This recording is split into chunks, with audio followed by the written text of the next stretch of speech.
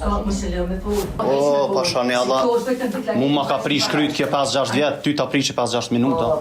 A ju kujtohen këto biseda të publikuara muaj më parë nga Kallzo.com në të cilën dëgjohen ish prokurorja Edina Jupolli, gjyqtarja Naime Krasniqi Jashanica dhe një i akuzuar për dhunë në familje derisa diskutonin për viktimën e dhunës në familje. Gjyqtarja Naime Krasniqi Jashanica ishte suspenduar nga puna pas hulumtimit të Kallzo.com, ndërsa në një procedurë larg syrit të medjave ajo është degraduar në pozitë. Këshilli Gjyqësor i Kosovës ka vendosur që Jashanicën nga pozita që kishte në departamentin e përgjithshëm në divizionin penal ta kalojë në divizionin për kundërvajtje në po të njëjtën gjykatë. Në vendimin të cilin ka arritur që ta sigurojë Kallzo.com, i cili është marrë me datë 5 mars 2026. Këshilli Gjyqësor i Kosovës kishte vlerësuar se përmbajtja e hulumtimit që kishte publikuar Kallzo.com kishin ngritur dyshime për sjelljet që përbënin shkelje disiplinore nga ana e gjyqtarës. Apo do më zonë se s'po dalë. A mos myt. Ani po bëjmë që ku ola 15 ola 3 është dosh. Ku jete? Pa le ato ti hajde vet. Se vi ku gjomo ajo. Nëse dënë me avokatë e marrë me avokatin. Nëse dënë me avokatin në orë e marrë të. E kontakte e dhonë, unë kom menu si veç. Po, a ke pare, pas ke pare me gjuta. Alo. Ka kemi dhe të nëzikashëm pa falshëm, u kryo. Që më të sotësh. Nëzikashëm pa falshëm.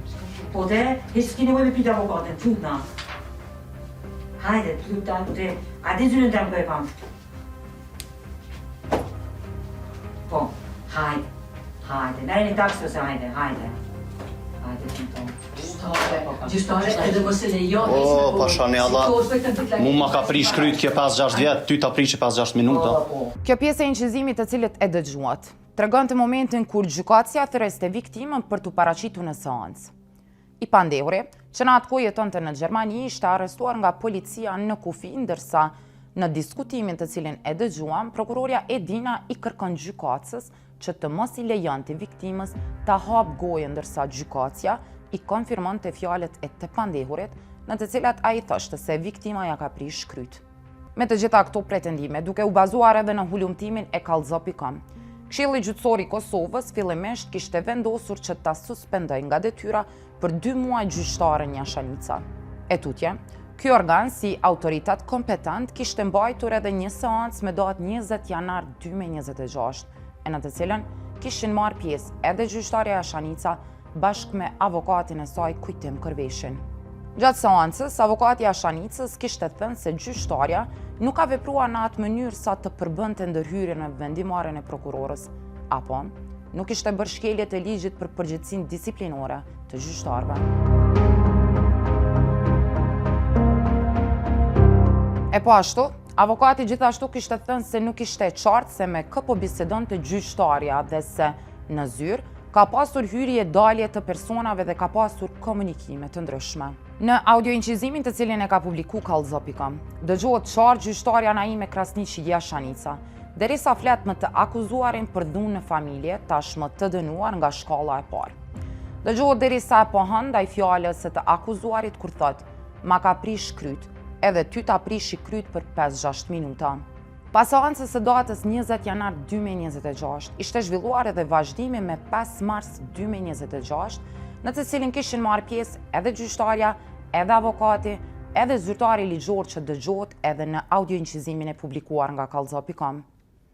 Këshilli Gjyqësor këta të fundit kishin vlerësuar se sjelljet e gjyqtarës nuk ishin në përputhje me kodin e etikës, sipas të cilit gjyqtari duhet të sillet në atë mënyrë që afirmon besimin e publikut dhe integritetin e sistemit gjyqësor.